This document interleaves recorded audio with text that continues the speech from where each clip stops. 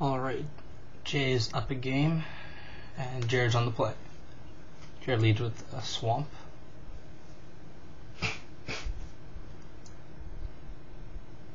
And once again, turn to Nantuko Shade. Pretty aggressive start.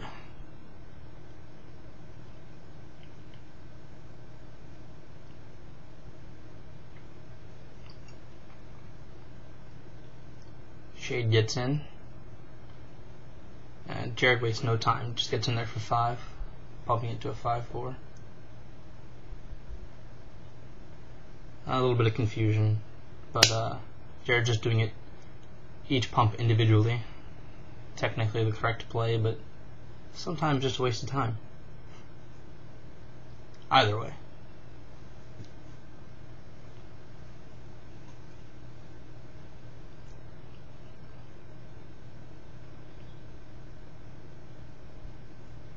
Jay doesn't seem to have much going on. Maybe a counterspell or something, but the Shade's just going to beat him down. Looks like, at least.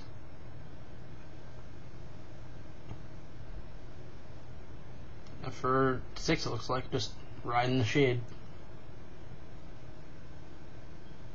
Dropping him to 9, which is, pretty good for turn 4.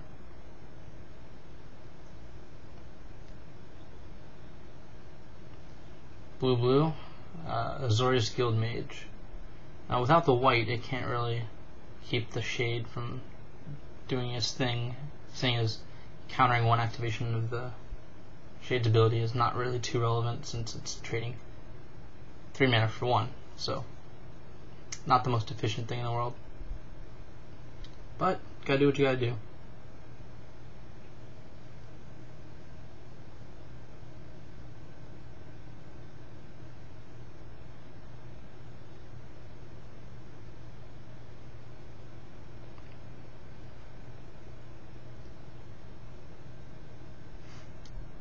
Contemplating his options. Tries to Chainer's Edict the Guild Mage. Wants a clear path to get in there for 5. Memory Lapse puts it back on top of the deck. Maybe see that later. Problem with Memory Lapse is that they're just going to draw it again, so it's not really a permanent answer. It's just at its best when you're the aggressor and you're buying that one extra turn, which is all you really need. Jared just pays everything, doesn't really matter, doesn't have anything to do with cards in his hand. But Jay 5th land, looks like Bribery. Seems pretty good. Jay's gonna consider it for a while, but I know there's a Worm Coil engine in there, which is kinda hard for Mono Black to deal with.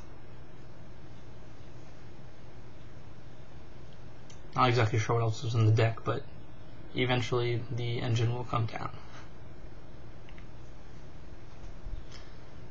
That Memory Lapse made a lot more sense now because he knew he'd be shuffling his opponent's deck after countering the Chainer's Edict. So, Memory Lapse, Counterspell, same thing. It's all good.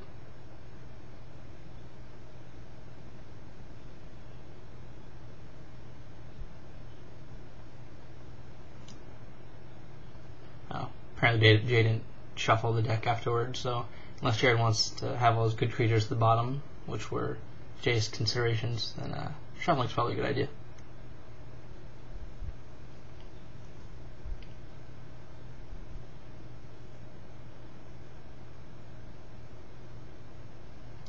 For Faceless Butcher. Probably the best thing you could ask for, an Oblivion Ring-esque effect. It exiles it under the Faceless Butcher, and how this works is that if a card is exiled at all, and it's to return to play, it comes back under its owner's control. I believe that's also what Faceless Butcher said. So since Jared owns the card, well, he owns all the cards, but since he owns the card when concerning the game, even if the Faceless Butcher died, he'd get it back. So, engine dealt with.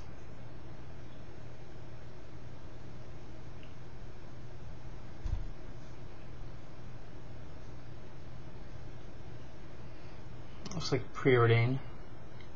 Digging for some answers. Pretty rough scenario. Puts both to the bottom, so Must not have anything. Draws this card. Looks like pretty grim here. Can't quite see what's in his hand, but doesn't look like there's much to do or to deal with what's in play.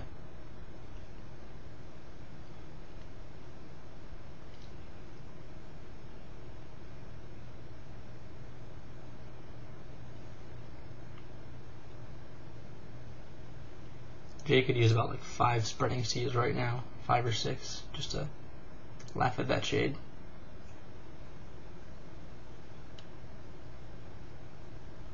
Jay thinks it's better just to scoop him up, not show him the rest of his deck, seeing he doesn't have much of a way to win.